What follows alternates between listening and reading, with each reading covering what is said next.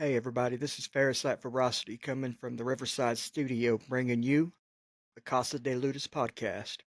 Here we bring some of the latest gaming and tech news, along with interviews of some of your favorite content creators, DJs, streamers, graphic designers, and more. Hit me up through email or Twitter if you're interested in an interview yourself. It's really fun, and you would be surprised with some of the random possibilities it may bring you. Today's podcast features an interview with a very influential individual. So, without further ado, let's get into it. We are here with a very special guest, of which I am a big fan. He is a writer, he's a podcaster, a ghost hunter, and a streamer. And that man is the one and the only, the Tea Monster. And for some people, because I'm the only Tea Monster, some people would say that's a good thing. So there you go. Yeah, I've stumbled across this guy a little while back, and I've been obsessed with his videos. And I appreciate that. Thank you very much. If we had more obsessive fans like you, that means that my view time would be up and everything would be copacetic. So I appreciate it. Thanks for watching. Thanks for watching. Seriously. Definitely, I appreciate you. My goal is to get you out there a hell of a lot more if possible. But why don't you tell us about yourself, sir? So I would be considered an old fart in the ways of content creation because I was creating content before they even called it content creation. My first podcast was in 2005. So that dates exactly how long I have been doing this. I actually even started before that. I was blogging, but I wasn't blogging on a regular basis. Podcasting really kind of made me cross that threshold into what it was like to create content on a regular, steady basis.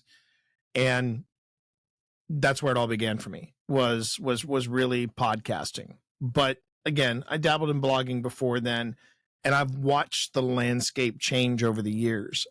During that time, though, I have written several books on social media, specifically on Twitter. Well, now X, but then it was called Twitter. And before anybody asks, yes, the books that I wrote back then were more than 140 characters, so there was some breadth to it. And then I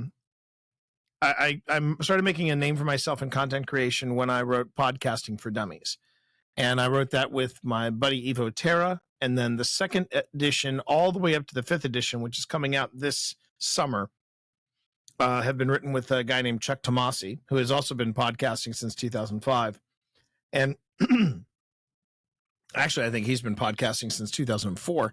But we have been writing what Wiley Publishing has referred to as one of their most successful titles, which has been Podcasting for Dummies. And I've watched podcasting evolve, and that's been exciting to watch, because when we started off, nobody knew what the hell it was.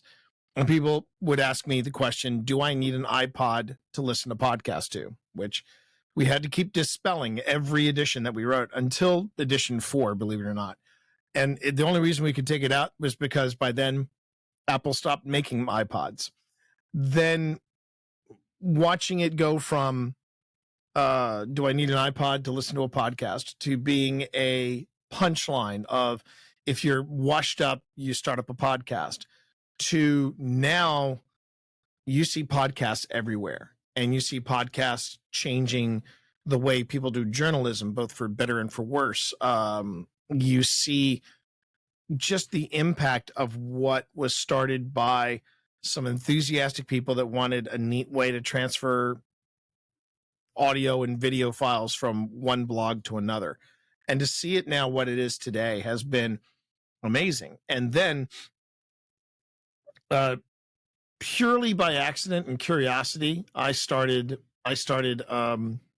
streaming, and that wasn't really taken seriously until 2017, when I said, okay, when Destiny 2 drops, I'm going to go on ahead and I'm going to actually have a schedule. I'm actually gonna set up Twitch properly and really do something with this, instead of just kind of winging it off of my PS4.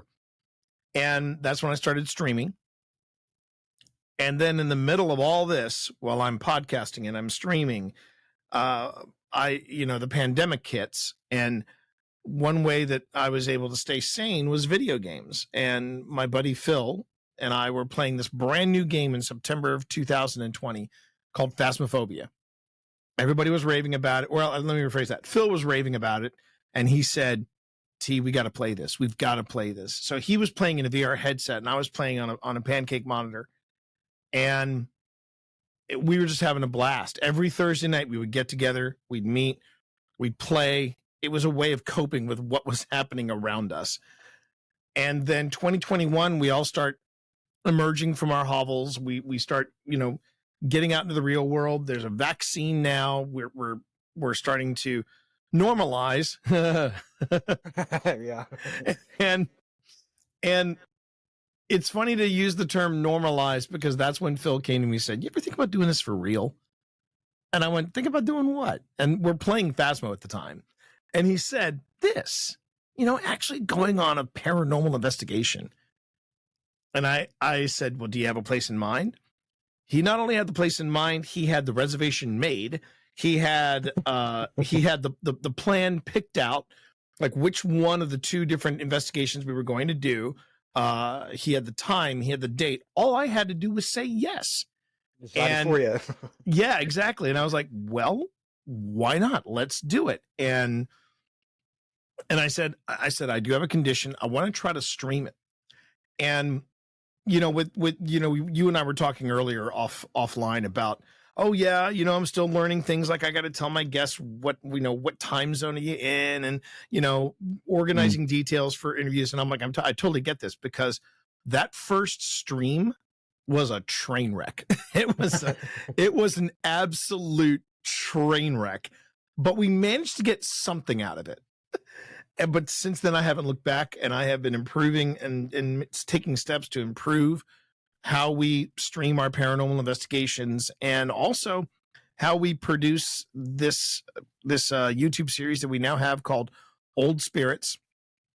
And yes, we came up with the name Old Spirits Investigations before we came up with the actual name of the show. But that's kind of how it all works. And we've just been having an absolute blast. We are currently in season 3, and on this recording, the first part of our investigation of the Antietam battlefield will be going live. Nice. When will that be going live, you said? That'll be right now. Presently, right now, we always premiere new investigations and new content at 9 p.m. on Fridays. That may be changing, but we're not sure. We're just trying to figure out how we can fit in with this other collaboration that's going on. And we would be the late night boys, but I wouldn't mind that because I'm a night owl anyway, so I'm good with it. And right, but that's when we normally premiere new investigations.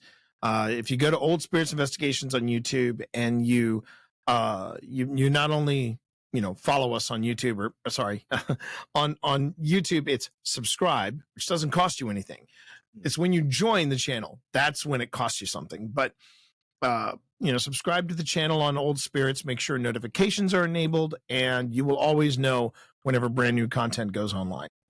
Also found out that in 2002, I do believe you wrote, correct, or I hope I say this name right, Moravi? Very close. Moravi. Yeah. Chronicles of Raph and Ashana, or Ascana. Oh, you got Ascana right. It's Rafe. Short for Raphael, yes. But gotcha. Yeah, Rafe and Ascana.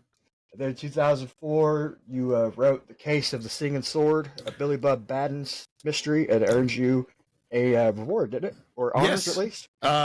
Yes. It got me Forward Magazine's. It was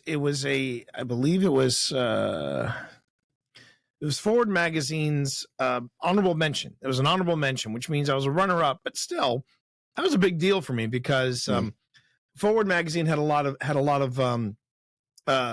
very high level, if you will, style books. Yep. And we being me and my wife, Pip Ballantyne, the two of us had a very successful steampunk series called The Ministry of Peculiar Occurrences, and it was a 6-book series. And book 3, which was weird because it was in smack dab in the middle of the series, but that got Best Steampunk of 2014. And there were the first few books actually got some awards as well. Got an Airship Award for Best Steampunk of the Year, We won a lot of People's Choice Awards, which is always nice. When you win over the people, that's always a good thing. And and yeah, we're really proud of the awards that Billy's won. That our books have won. It makes me work harder. I know I've heard some people say that awards, kind of make you feel like you coast, and I'm sitting there going, nah, because now you've raised the bar for yourself. And whether you are a content creator, whether you are a streamer, a podcaster, or whatever, if you win an award, you're like, okay, I've just reset the bar. Now I got to clear it again. And that's the hard part. Hard part isn't winning an award. The hard part is winning the award a second time. Then you've got to clear that bar. So it's and that's why I have a love-hate relationship with awards.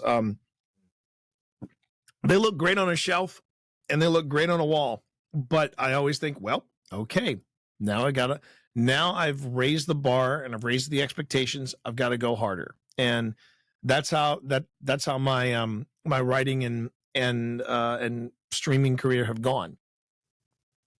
That book you won that reward for, it was Phoenix Rising, and you also won one for with Janice Affair. Is that the one that's right after? That's one and two. That's one and two. Okay. Yep. And then the third one. Wow, so three books in a row for that whole series. You got Dawn's Early Light, and then the fourth book, which was called The Diamond Conspiracy, that made the finals list for the award that we won in the previous year. But yeah, we had three books, 3 awards that first year. In that first part of the series. And while I would argue that the books got better as you went along, I think it became harder because they were no longer standalone by that point. By the time you reach midway through a series, you tend to have an overarching storyline, and that's where it gets hard, because it's like the way I would describe it is somebody who had never played my video game of choice, Destiny. If they've never played Destiny before and they came in like around Forsaken, or they came in around the Witch Queen, or they came in around Shadowkeep, they wouldn't know a lot of the references that were going on. And now you have a lot of people coming into the final shape, which is just dropped, and there, people you now have throughout the final shape, you have all these catch-ups, these little like encapsulated moments of, okay, this happened at this time, this happened at this time, so that everybody's caught up. It's now an entry point, but that's hard to do, because you're talking about a game that's got a storyline that has lasted for over a decade. That's really amazing. And now you're trying to get caught up with everybody.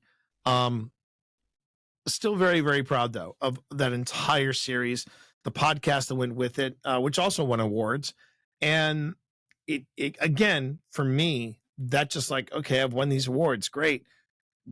Time to raise the bar. Let's start all over again. And it can be hard, but at the same time, it's not a pun intended, even though I do go by Twitch Dad. It's a very rewarding thing, because you're getting an accolade for something that you've done, something that you've worked on, something you poured your heart into. But now you've got a brand new challenge, which is, what can I do to be even better?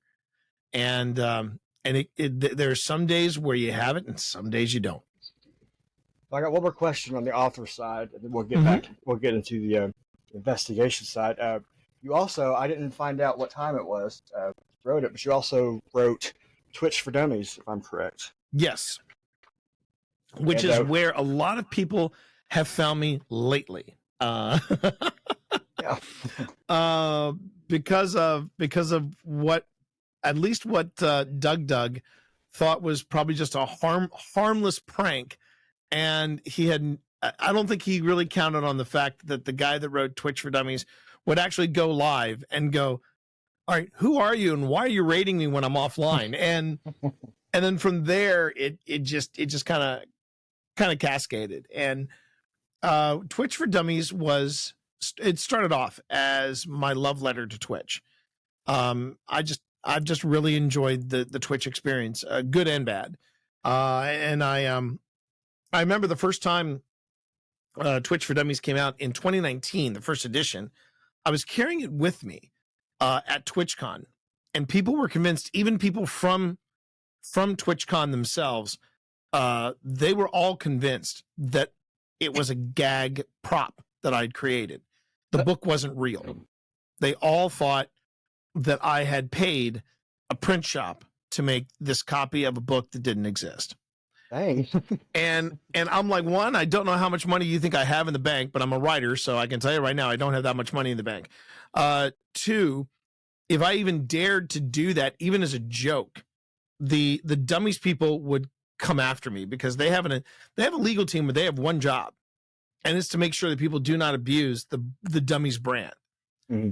And they take that very seriously. I pitched Twitch to Dummies to the folks at Wiley, and they kind of thought about it. And then when Twitch really started to take off in 2018, they said, "Are you still interested in making this book?" And I said, "Absolutely." And so we put it all together, and then at the beginning of 2019, the first edition dropped. And I'm still very proud of the book, but the thing that really you discover very, very quickly when you write tech books is that one upgrade can really make your book suffer. And I'd gone to TwitchCon that year. So the book came out in January. It is now September, October.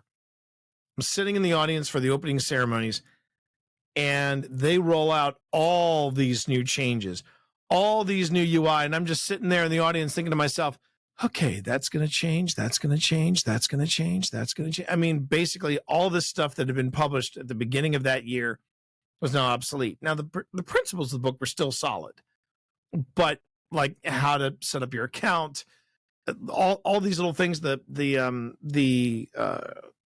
creator manager, I think that's what it's called, the creator manager. What's it called?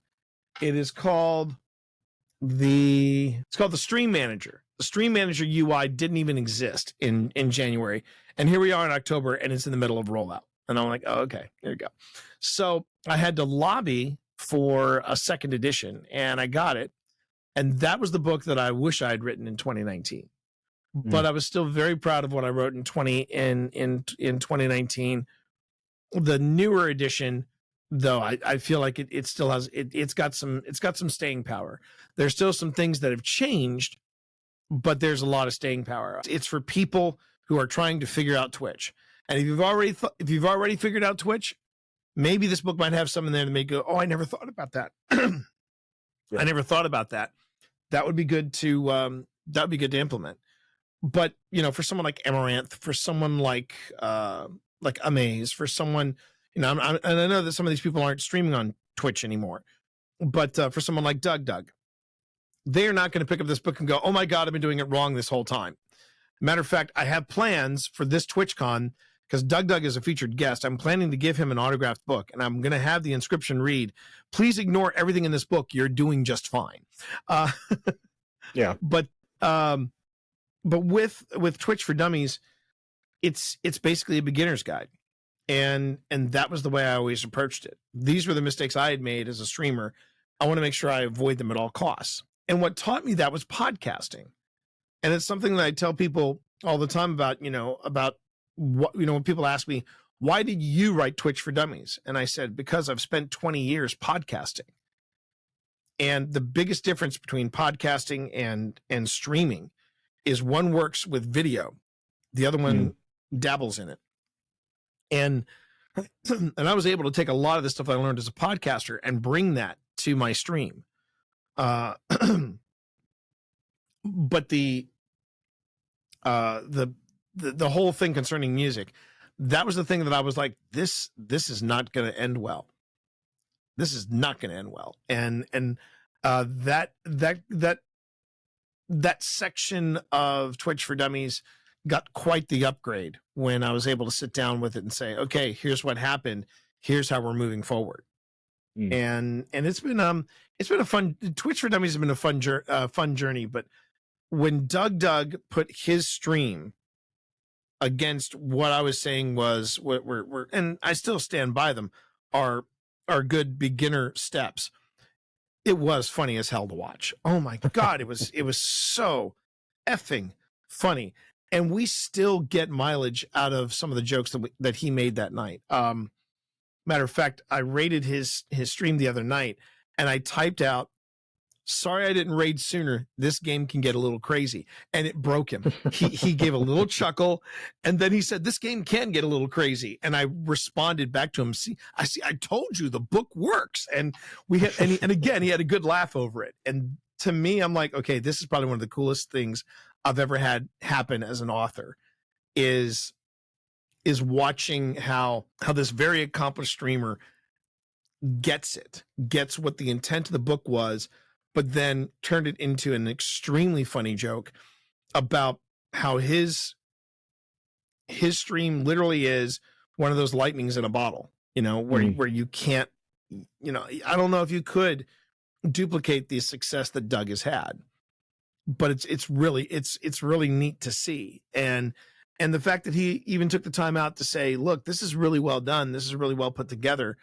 That also meant a lot to me, because I'm like, okay, well, at least he recognizes the fact that I'm not telling people to get rich quick. I'm telling people, if you want to stream, but you might want to know a couple things before you start firing things up and hitting the go live button. So yeah. You already have knowledge of something like streaming. If you already have knowledge of Twitch, that book like that is more about extra perspective. Not right. Yeah. Right. Just take it with a grain of salt and just learn what you can. If it goes against what you know, then, well, it's not for you. But there's plenty of things people can learn from everybody if they just open up to it. And even though I wrote this book, it doesn't mean that I'm saying, oh, I know everything about Twitch. No. I'm still learning things about Twitch. I'm still learning things about the Twitch community. And now with the pivot that I made into paranormal investigation, and then the pivot of taking my stream, going from primarily Destiny content and now going into paranormal content, which was a huge leap. That was a leap of faith right there. But I knew it was the right leap. And I mean, I'm now having to relearn how to do things with Twitch, because something that I just dabbled with, streaming live from location, it's now a regular thing. So I have to now figure out, okay, what's my plan A? What's my plan B? And do I have enough room for a plan C? I cut you off earlier from the old school investigations, but that's what we're going to get back into. You said you started that up with Phil in 2021 after everybody finally came out of their houses and left the Shire. Exactly. Yeah. And again, we've been learning a lot since that first investigation at Belgrove. We've been thinking about going back to Belgrove, and I said not until season 5. When we're ready to start shooting for season 5, I'm gonna be like, okay, let's go back to Belgrove. Let's see what we can learn. I can't wait. I can't wait for tonight either. For 9 p.m. I'm excited. I remember you mentioned it on stream that y'all were doing it tonight. I was like, yes. I can't wait. I turn into a little kid whenever it comes to investigations and stuff like that. I don't know how I do in my own investigation. I probably crap my pants, but watching it, that's a whole different other story. It's freaking awesome. Well, thank you. It's well, here's the thing about paranormal investigation. I'm trying to think of how to put this. There are investigators that when they get a hit on a device or something happens, they act like they're seeing some dark beast from hell appear before them, and I'm like, it's a REM pod, man. It's just saying something's there. And those type of investigators, if that's what people want, that's great. But I categorize that as paranormal entertainment. When everything is a demon, when people are screaming when a REM pod goes off, or when a flux tube goes red, and they think that they are about to be be possessed and vecned off the floor, that's paranormal entertainment. And what Phil and I do is paranormal investigation. And hopefully people find that entertaining. I can tell you straight up that there are probably 3 locations that I was scared at. 3. We've been at it for 3 years, and I can honestly say 3 locations I've been scared at. I have been truly terrified at. And the other locations have been more of a wide-eyed wonder. Okay, hang on a second. I'm gonna have to take that back. 5 locations. 5 locations. One we were unable to stream because nothing happened, but that didn't take anything away from the weirdness of the location. And then there was a second location that's actually going to be our season finale for season 3. And that place had some bad juju about it. It was that place was scary. But all the other places, it's been more like childlike wonder. When we did our investigation of the Bird Theater, that place was just an absolute blast. Not a stitch of fear in there at all. Just wide-eyed wonder. And then there was a lovely house that we have investigated several times, and it's just fun. Is a place called Linville Manor, and the ghosts there all have some kind of sense of humor. They actually have a a cat ghost, and we did pick up the cat on camera, not on camera, but on audio. Nice. And I mean, again, it's just been an absolute blast to do. And I remember talking to Win Brewer, the guy who owns Linville Manor. Now, he was covered by Kindred Spirits. And when Kindred Spirits was there, the producers basically went forward and they said, okay, we need to have the stories of what is there. And there are several things at Linville. I mean, there's a lot of stuff happening at Linville. But there was only one that the producers were like, okay, let's focus on this guy. And it was someone called the Lurker. And the reason why, and Wynn said, I would have loved them to do something on Gladys or do something on this little girl, Ellie, that is roaming around the hallways. But they chose the Lurker because that was the one that sounded the spookiest. So the stuff that you see on television, they're purposely going for the darkest, the spookiest, that sort of thing. It's why, I mean, I love watching Project Fear, but I'm doubtful that I will ever collaborate with Project Fear because wherever they're going, they have to have somewhere that is ramped up. It's got to be an asylum, or it's got to be a dilapidated old folks home, or it's got to be an abandoned prison. There's got to be that element of danger, and I hesitate to say danger, but yeah, an element of danger or an element of darkness that you're just not going to find at a place like, I don't know, the Candy Factory. You know what I mean? Yeah.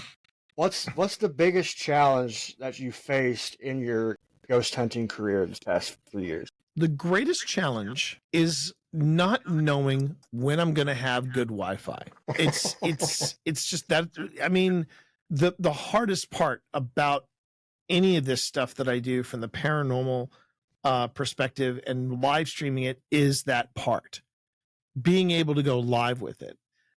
And people have said, well, you might want to think about investing in one of the backpacks, one of the IRL backpacks. And I looked at how much it would cost just to build one on my own. And and it was absolutely nuts.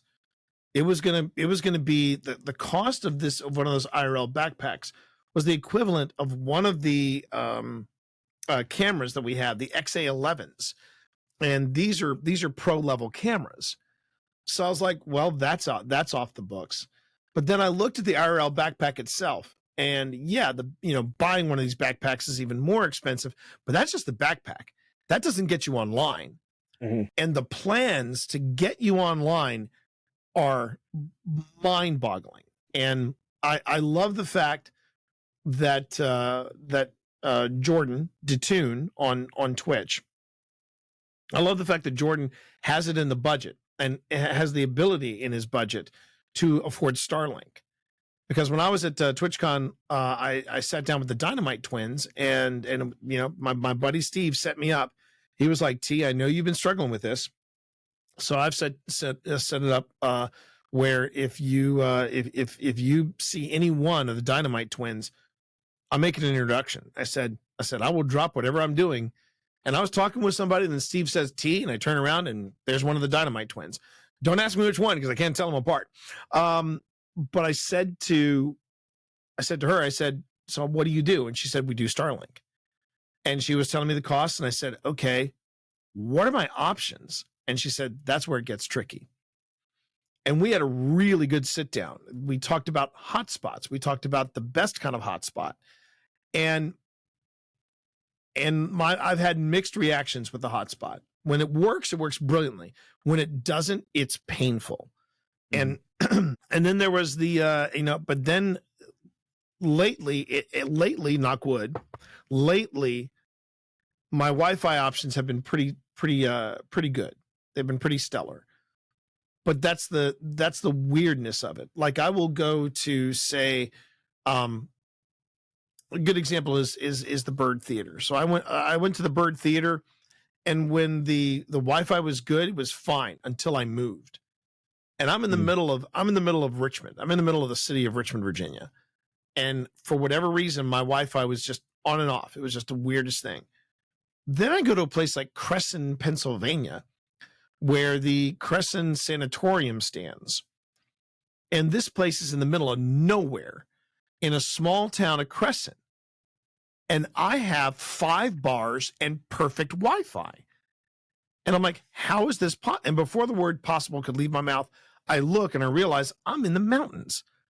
And there is right in front of me a cell tower. Nice. So I have perfect Wi-Fi in this abandoned facility.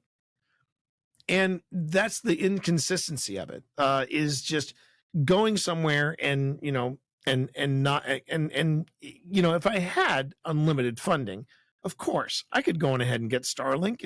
I would make that happen in a heartbeat. But since I don't have that and I'm not at that level yet, I have to rely on Streamlabs and my iPhone to connect with somebody somewhere and give me good signal.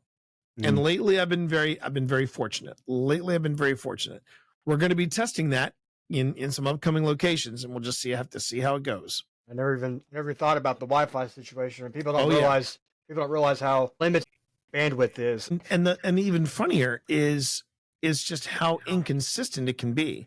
Yeah. Like I said, when we were, I was doing a live stream from a place called Clifton Forge, Virginia. And I was warning everybody, this is going to be bumpy, because I wasn't on top of a mountain. I was in a mountain valley. So I said, okay, I'm just going to expect that the Wi-Fi is going to be horrible. I'm just going to expect it. I get there, rock effing solid. And I did a 7-hour paranormal stream without barely a hiccup. And if you were to ask me, how did you pull that off? I'll be like, I don't know. All I know is I wasn't questioning it. But I wasn't going to question it. Exactly. What's something that your path did that you didn't expect, that brought to you that you didn't expect? Well, an opportunity. There's paranormal investigation. I mean, I've been a fan of watching. I've been watching the Ghost Hunters since the very beginning, and I find their evolution pretty amazing. The fact that when you watch season 1 of the Ghost Hunters, it is like 10, maybe 15% paranormal investigation, and then it's the rest of the show is them trying to shoehorn the Ghost Hunters into the formula of a reality TV show. And what's so funny about watching that is that by season 3, they have now ditched the whole, let's not even talk about the formula of the paranormal of the reality TV show. Let's focus on the paranormal investigation. And then that changes everything. And if you would have told me back in my 30s that in my 50s I would be doing paranormal investigation with this guy that I just met through podcasting, I'd be like, okay, cool. But that's not on my game plan. And now here I am. And as far as the unexpected, I would say that actually happened only a few weekends ago. I have to tell the other story to preface this. I I mean, I'm the guy that checks analytics. I'm the guy that checks, how are we doing on YouTube? We're the little paranormal stream that could over on YouTube. And by the way, I meant to say, I'm proud, Pharaoh, that you are an EMFer. Okay, I am proud of the fact that you are an EMFer. And little EMF for that kid. Yeah. And funnier still, I think Phil is digging it. I think he's starting to come around going, "Oh, is he?" I didn't hear his answer yesterday, so I wasn't sure how he said anything about it or not. I woke up and I found the text after it saying, "That's hilarious," and I went, "So does that mean you like it?" And I haven't heard anything yet, so I got to follow up with him. But right now I'm just gonna start calling people. Tonight I'm gonna come and go, "What's up, EMFers?" I'll do the same thing. I'll dig it into Phil's head. I will dig it into Phil's head. He can't say anything to me because I'm a fan. I'm a viewer. He won't. And there you go. Kick me out, see? So. And if I were to make a shirt that said "Proud to be an OSI EMFer," I have a feeling that would really even just push us over the top. But it was about late April, maybe mid-May. Late April, mid-May. I'm checking my my YouTube, and I'm checking OSI's YouTube, and we whenever we get new comments, they come up to the front, and I see this one comment from Jason Hawes, as in TAP's founder and OG ghost hunter, Jason Hawes. He had actually stopped and watched one of our videos and then proceeded to comment on it. And what was funnier still was it was a video where I was not only commenting, I basically touched on Satori and Cody, and I told him about Satori and Cody. I said about the two of them, he is in a bind, and as a dad, I admire that. I mean, I admire, I respect it, and I acknowledge it, because first and foremost, he can't really say one way or the other how he feels about this, because it's his daughter.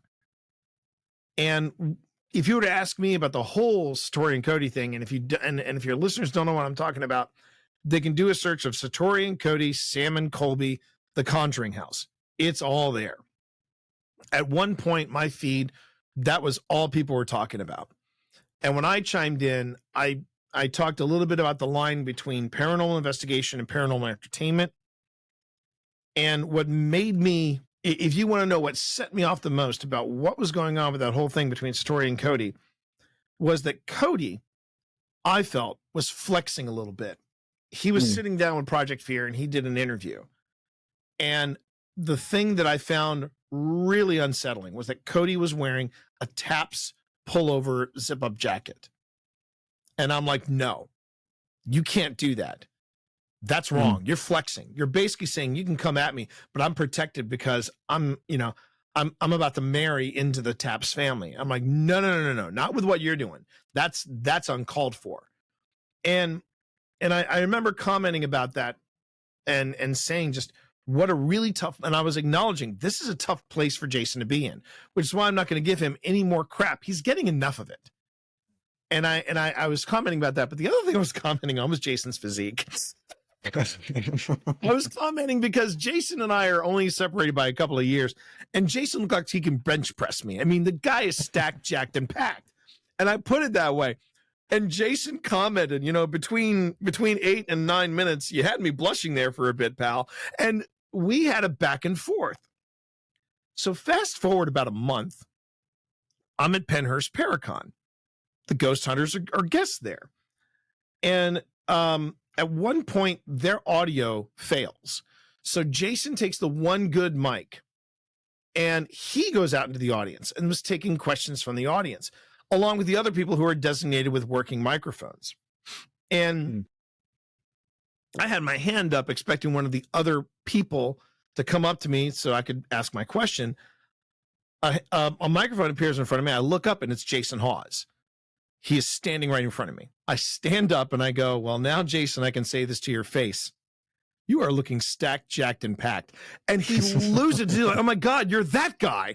And then he proceeds to tell the story to everybody. And for the entire talk from that point forward, I'm trading backs and forths with Jason to a point where Jason comes up and fist bumps me. And Nice. and then at the very end of the con, I said, you know what? I want to go. I'm going to stand in line. I'm going to say hey to Jason, and I just want to say what a great sport he is. I get up there. He comps me he comps me a full team autograph. And my jaw just hits the ground. I'm like, you do not have to do this. And he's like, nah, this was fun, man. This was fun. And he's that kind of guy, you know? Yeah. So we start chatting away. And I said, look, I don't know if you come down to Virginia at all, but there's a property that we're going to be investigating that has never been investigated. It'd be great if you want to come down for it, you're more than welcome to. We will put you up. I hope you don't mind cats. We'll put you up and it'll be fine. And I got his personal email. And again, if you would have told me 20, 30 years ago that I would have access to Jason Hawes like that, I wouldn't have believed you. And it was all because I not only commented on the whole situation that he was dealing with, but I also commented on how good he looked at my age. And it's weird things like that. It's, to me, the thing that happened between me and Hawes is no different than what happened between me and Doug. Shout out to Doug, by the way. Shout out to Doug, because if you give me an opportunity to play along with you, we're golden. We're golden. I'm not going to overshadow you. I'm going to let you lead that dance. And I did. I let Jason lead, and it just got goofier and goofier as their talk went on. And he was a great guy. Same thing with Doug. You know, Doug, he opened the door when he sent out that tweet, not bothering to see, oh, these are actual links. Wow, okay. And I know for a fact from his reaction, he was like, oh shit, this guy just went live. But I mean, what else could I have done? You know, but at the same time, I was in on the joke. And similar to Jason, I was in on the joke. And I credit my theater training, because being an actor, one of the things that you always want to be able to do as an actor is give to the other actor. If you give enough, whether it's emotion, intent, whatever, a good actor will not only take that intent and put it back to the other actor, and it's just a back and forth, and that's where the magic really happens. So yeah, there have been a lot of unsuspecting twists and turns in this, and I if you were asking me, so where do you see Old Spirits in, a year from now, 5 years from now? I don't know, but I do know that I'm really enjoying the trajectory, and I'm hoping that we're just going to keep on this trajectory. I got just a couple more questions. I don't want to keep you too long. No. Quick, take your time. I'm enjoying this. Before I get to the next question, I want to say y'all could watch that Doug reaction on T Monster's channel. I tell you, it is hilarious to watch Doug's reaction, especially whenever T Monster challenges him live and be like, "Hey, who you rating?" Doug's chat goes crazy, and they go nuts. They were actually they were a scream last night. The fact that I saw so many people going the T Monster Pog, and I'm like, oh my god, his chat remembers too. They were very kind to me last night. They were very, very kind to me. It was very sweet. I did clip the moment where Doug said this game can get a little crazy, and the fact that so many of those people, and I will say that those little small innocuous things, the thing about the template of the tweet, and then I'm sorry I didn't respond sooner, this game can get a little crazy. Those are just like little suggestions that you throw out. I call those the drive-by suggestions. Like I'm just, you drop it and you move on. Like I see you, it's just your way of saying I see you. But then when Doug turned it into this Lord of the Rings Mordor kind of moment, I'm like, now that's all I see. That is all I see. So whenever someone says to me in the comments, hey, sorry I didn't comment sooner, this game can get a little crazy. I come back loud and strong with, I see you. And they love it. They absolutely lose their minds. So seeing his community being so welcoming and so gregarious, that says a lot about Doug. Yeah, Says he's a got a great lot about community. Doug. He's got a great it community. is. It is. But- And if you were asking me, is there anything you aspire to having a community like that? And my community at present may not be that big, but it has that same kind of vibe. That vibe of like, we're here with T. We're gonna either get some more spooky on, or we're gonna watch T try to struggle his way through Jedi Survivor. Either way, it's gonna be a good night. I gotta play that game, Jedi Survivor. That's the one you've been playing, right? That's Yeah, the one I've been playing, and it's yeah. oh my god. It's like an open world type of Jedi game. It almost feels like the prototype to get towards Outlaws, and I'm not gonna sugarcoat it. After watching the first 2 episodes of The Acolyte, I'm thinking to myself, maybe I should get Outlaws, because I really got into. I was so wrapped up in The Acolyte. I said, I've got to get back into Jedi Survivor, because it just I was feeling it. I was feeling that itch again, and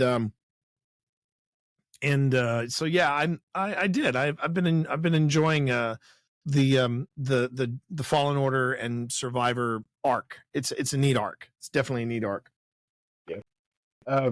Who's been the most important influence in your life and your career? Oh, I think I got you.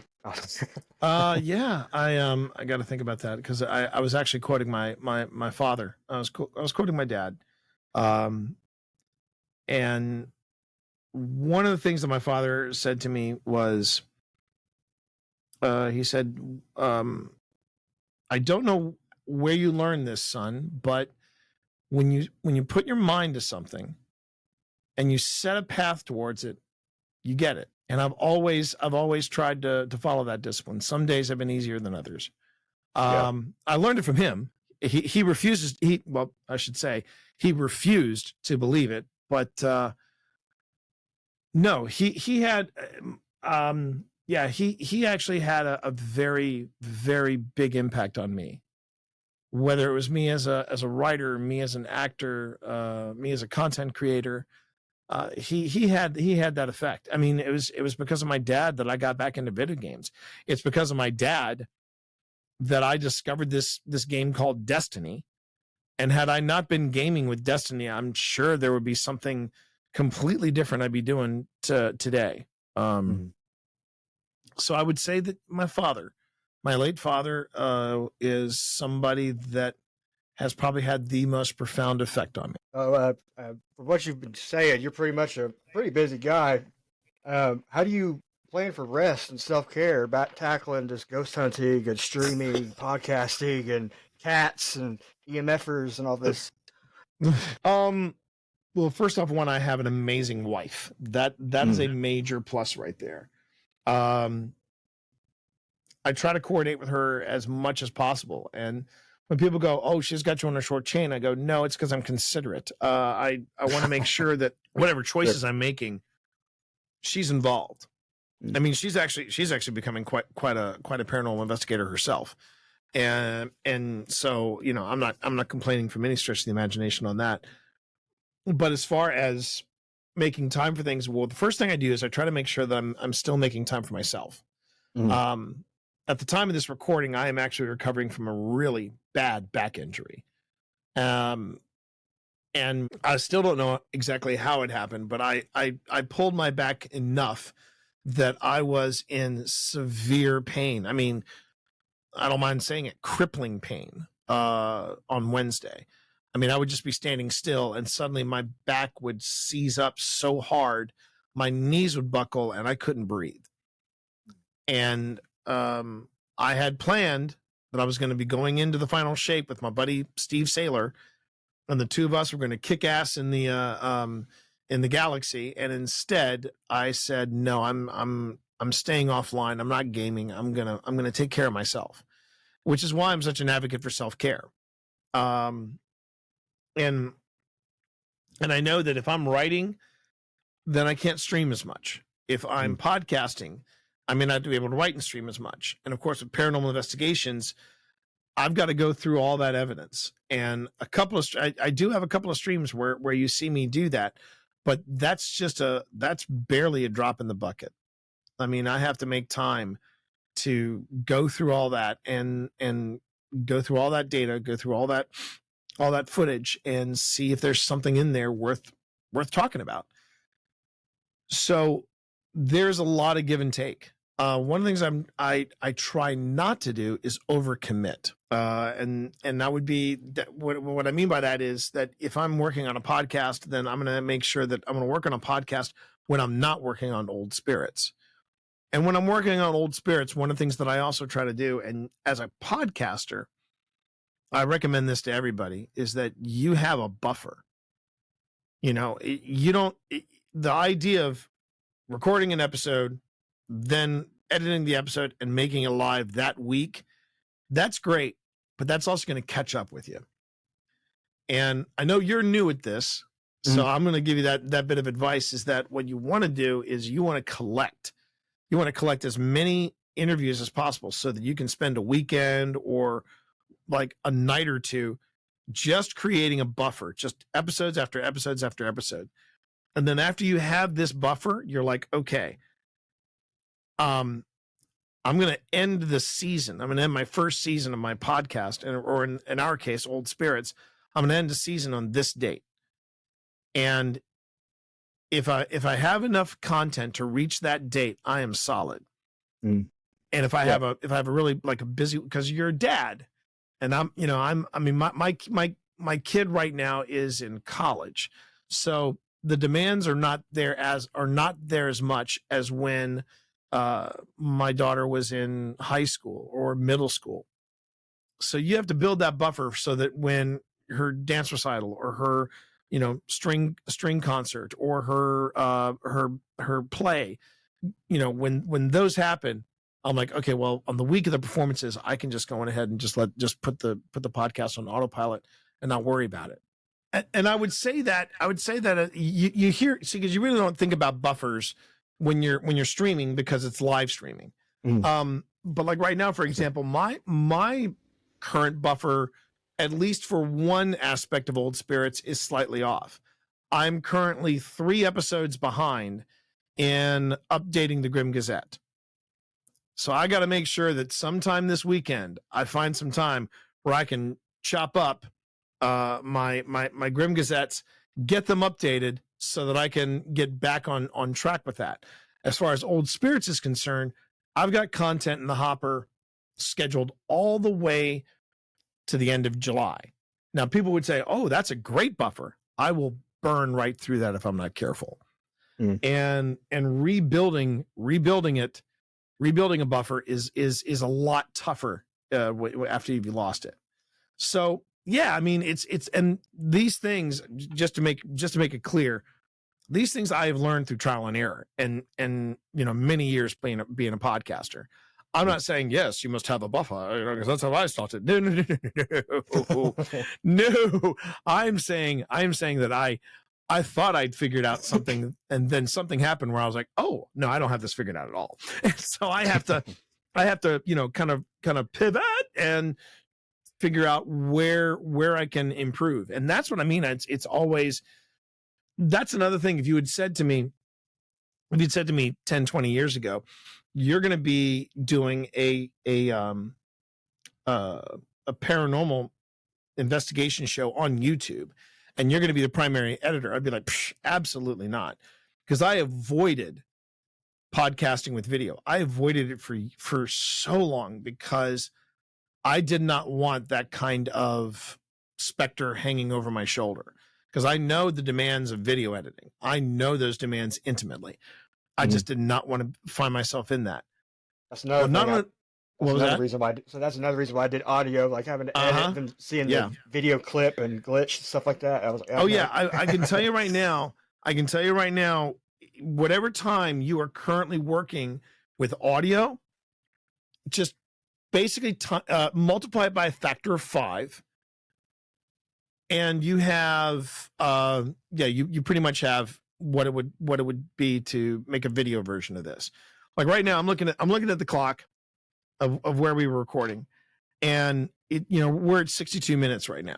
62 minutes. Now, audio, shoot, that could take me an afternoon. Get it nice, polished, little post, boom, it's done. Audio, piece of cake.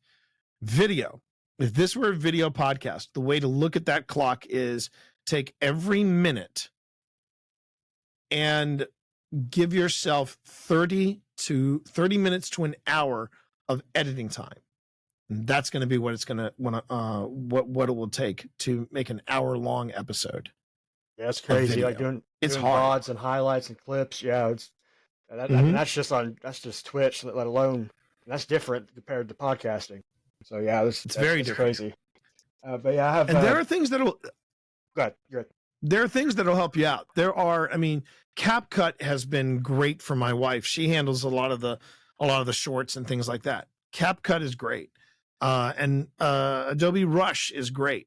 But when you're getting and I tried highlight reels for a while on my stream, and I was like, these are fun to make, but I don't think enough people are watching them to justify the time.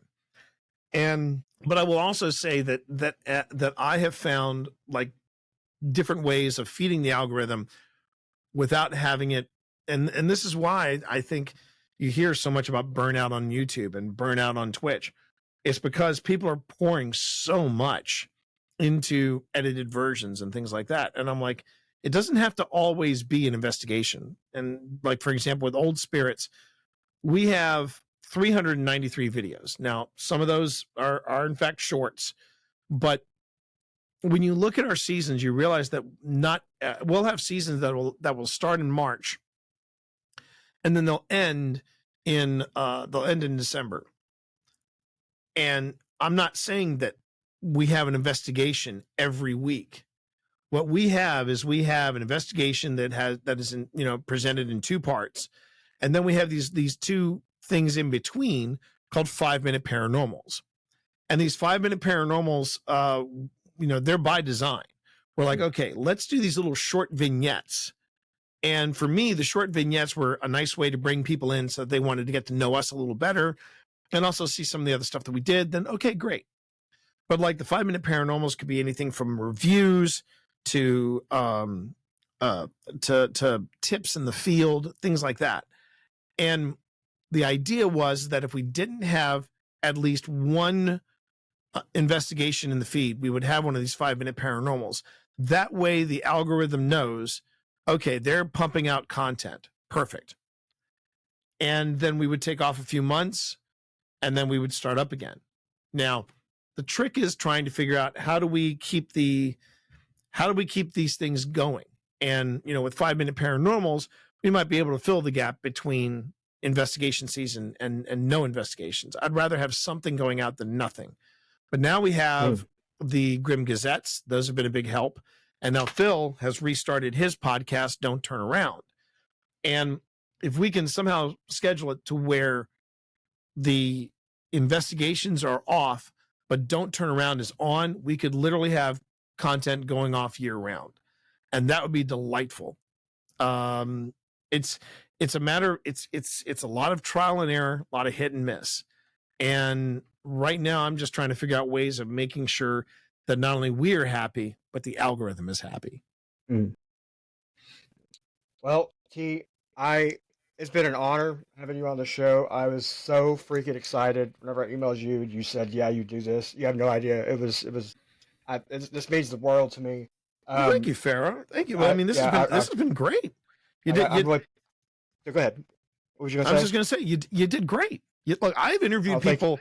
I've interviewed people for many years, both as a fan and as somebody that had a job to do. And I know where you're sitting at, because I remember when I sat down and I interviewed Terry Brooks, and this is the guy that wrote, not only the novelization of episode 1, The Phantom Menace.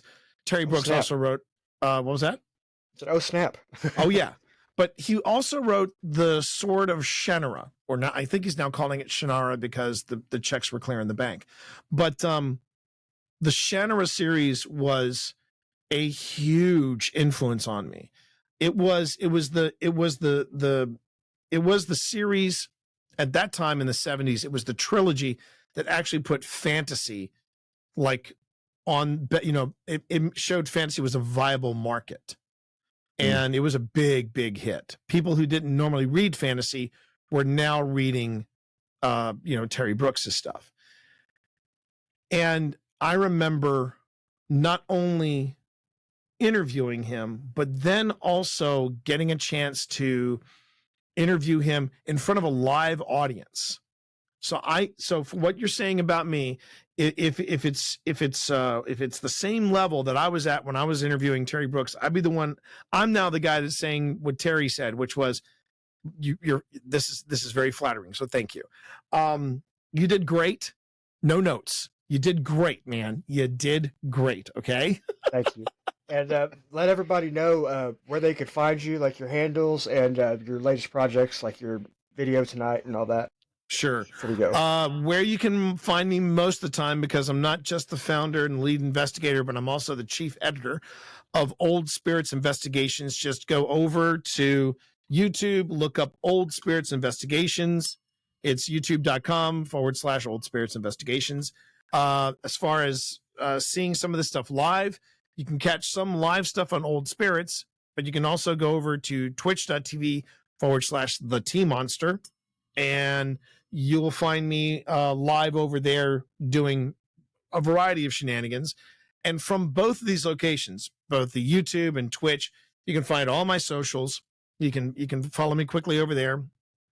And as far as my books are concerned, wherever books are sold, if you drop the name T. Morris, you should be able to find me there somewhere. Anybody that's made it this far, thank you again so much for giving this podcast a chance. And I would be absolutely appreciated if you would spread the podcast out, get the name out there, help support me a little bit, follow my link trees and all my handles in there to stay up to date. It really helps out. It's free and it's really easy. But yeah, thank you again, and I will see you guys next week.